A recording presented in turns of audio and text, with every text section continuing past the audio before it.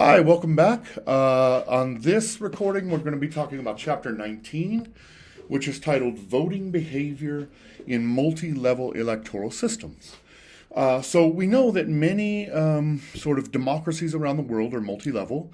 We know Europe has the European Parliament elections, so there's at least two levels. In many countries, including the United States, Germany, Canada, Belgium, Spain, and others, they have federalist systems, so you get voting at either the regional, state, local, etc. levels. So you get what this all adds up to is that you have multi-level democratic voting systems, right? Um, so we have two. The book lays out two main contextual variables of interest here. The first is the importance and the character of the electoral context, right? Contest. So, is it high or low salience?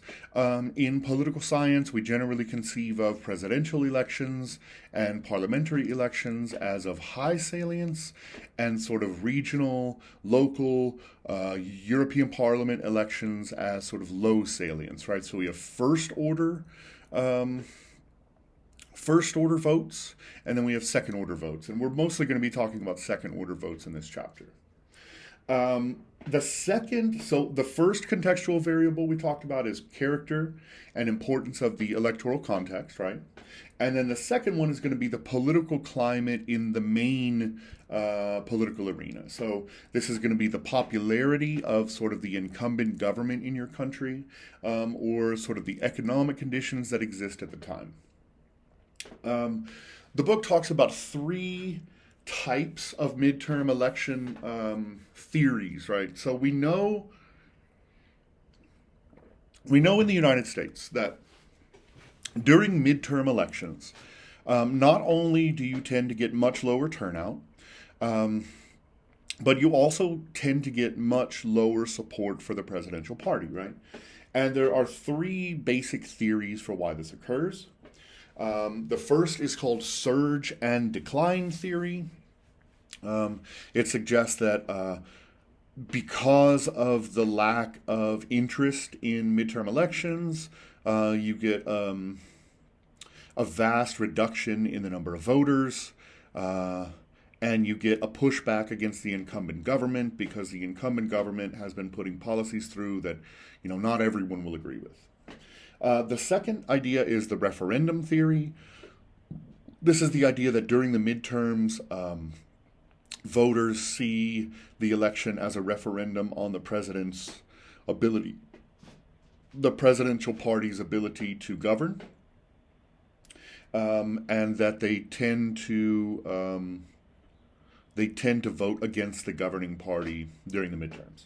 And then you have the balancing theory, and this is the idea that um, American voters, um, they vote against the president in a midterm election because they want to see divided government. This sort of assumes that people are sort of highly politically informed, so I tend to discount this theory, but it is the third theory that they present. Okay, so we'll move on. Um,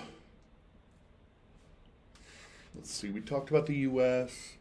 Okay, we also know that smaller parties, because of the fall of the incumbent party in midterm elections and these sort of second order elections, and the tendency of people to vote against the incumbent party, you tend to see a rise in smaller parties, right? So smaller parties should have um, an advantage in these second order electoral votes. Some voting patterns that we find in these second order elections are that voters tend to vote against the incumbent, right? And that turnout tends to be lower. They also suggest that voters tend to abandon what's called strategic voting, which we talked about a couple chapters ago. I don't think personally that strategic voting is very common anyway, but they say during second order elections, you're more likely to sort of vote your heart than you are your brain. And then I should also mention that the sort of fall of larger parties during the second order elections leads to the rise of smaller parties. And so that's why you've seen sort of the advent of new, more far right parties in the sort of European Parliament, and new sort of far left parties like the Green Party from Germany. So those are some of the effects of the second order elections. That's all I've got for this chapter. That was chapter 19. I'll see you for number 20. Have a great day.